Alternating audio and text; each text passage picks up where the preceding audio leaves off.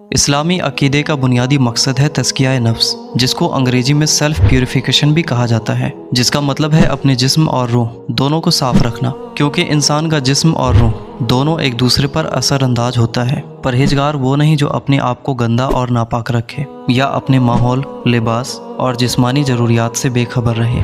در حقیقت جسم اور نفس دونوں کی پاکیزگی کا تصور قرآن اور رسول اللہ صلی اللہ علیہ وسلم کی احادیث اور آپ کی سنتوں کے ذریعے مسلمانوں کی نفسیات میں پیوست ہو چکا ہے۔ دین اور شریعت کا اصل مقصد اور انبیاء کو دنیا میں بھیجنے کا اصل مقصد تزکیہ کرنا سکھانا ہے۔ تزکیہ انسانوں کی فطرت کے اندر پہلے سے موجود ہے تاکہ انسان اپنے آپ کو جسمانی طور پر صاف رکھے، اور اسلام میں یہ صفائی ایک نماز کے وقت غسل یا وضو کی شکل اختیار کرتی ہے۔ اسلام میں جسمانی صفائی کی اتنی اہمیت ہے کہ اگر پانی نہ ہو تو نماز کے لیے صاف پتھر یا مٹی سے دھونا یا رگڑنا فرض ہے، جسے تیمم کہا جاتا ہے۔ رسول اللہ صلی اللہ علیہ وسلم نے فرمایا، اللہ پاک ہے اور پاکیزگی کو پسند کرتا ہے، وہ سخی ہے اور سخاوت کو پسند کرتا ہے، وہ مہمان نواز ہے اور مہمان نوازی کو پسند کرتا ہے، لہٰذا اپنے صحن صاف کرو۔ ہمیں اپنے آپ کو پاک کرنے کے لیے عملی اقدامات کرنی چاہیے۔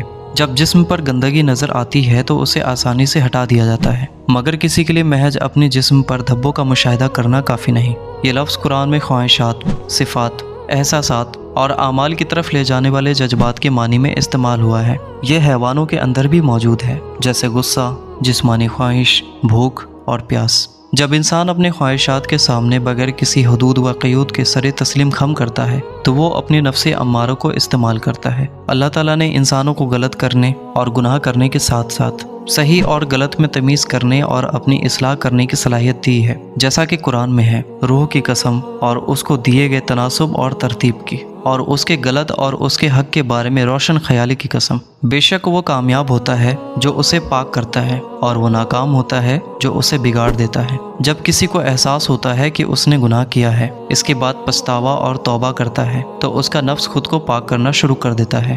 نفس کی تیسری اور سب سے زیادہ مطلوب قسم نفس المطمئنہ ہے، جو وہ حالت ہے جس پر انسان اور خدا راضی ہوتے ہیں۔ قرآن کہتا ہے، اے روح، مکمل آرام اور اطمینان کے ساتھ تو اپنے رب کی طرف لوٹا، تو اس سے راضی اور وہ تجھ سے خوش۔ ایک نفس امارہ سے نفس مطمئنہ تک کا سفر تزکیہ کا عمل کہلاتا ہے، اور یہ مکمل طور پر انسان کے اختیار میں ہے۔ آخر انسان گناہوں کی طرف مائل کہاں سے ہوتا ہے، یا پھر انسان گناہ کیوں کرتا ہے؟ یہ سمجھنے کے لیے سب سے پہلے اپنی کمزوریوں اور طاقتوں کا تعین کرنا چاہیے۔ یہ جاننا ضروری ہے کہ بہت سے اعمال یا احساسات ایسے ہیں جو گناہ کے محرک ہو سکتے ہیں۔ بہت سی چیزیں ہیں جنہیں ہم زندگی کا ایک طریقہ سمجھتے ہیں اور گناہ یا تزکیہ سے ان کے مطابقت کے بارے میں نہیں سوچتے۔ خاص طور پر شادی بیاہ کے موقع پر بھاری اور دیر سے کھانا کھانا معاشرے کی ایک عام خصوصیت ہے۔ سوچئے کہ صبح کے بعد فجر کے لیے بیدار ہونا کتنا مشکل ہو جاتا ہے۔ کھانے کے ضیاع کو تو چھوڑ دیں، جو کہ سختی سے منع ہے۔ ہم سوشل میڈیا پر دوسرے لوگوں کے بارے میں توہین آمیز کہانیاں